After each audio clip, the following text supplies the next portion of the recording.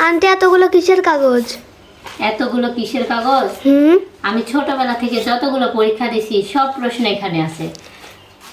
এই যে আমি শিশু শ্রেণী থেকে এখন যে অনার্স থার্ড ইয়ারে পড়ছি, সবগুলো প্রশ্ন মা যত্ন করে রেখে দিছে। দেখো একটা প্রশ্নেরও কিছু হয়নি এখন পর্যন্ত।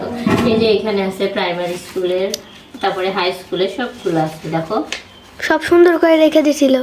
একটা দাগও পড়েনি। আমি মানে পরীক্ষা দিয়ে যেটা যেটা লিখছি সেখানে শুধু একটা করে দাগ দিছি। তারপরে যে মানুষ এসে নষ্ট করে ফেলে আমার সবগুলো আছে এখন পর্যন্ত। এই যে অনেকে নিয়ে গেছে অনেকগুলা। এই যে এগুলো হচ্ছে এমসিকিউ এর, আর এগুলো ছোট প্রশ্ন ছিল। মা এর মধ্যে কারেন্টের বিলের কাগজ নিয়ে এসেও রেখে দিছে। এসব সব এমসিকিউ আর হচ্ছে ছোট প্রশ্নের। আর এখনকার প্রশ্নগুলো মা অন্য জায়গাতে আবার রাখে, মানে এখন তো ওগুলো দরকার হবে, এগুলো তো দরকার নেই।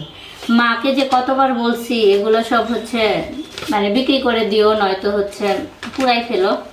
দেখো একটা জায়গাতেও দাগ নাই, এখানে যেগুলো লিখছি 2টা করে দাগ দিছি, নয়তো কোনো জায়গায় দাগ নাই।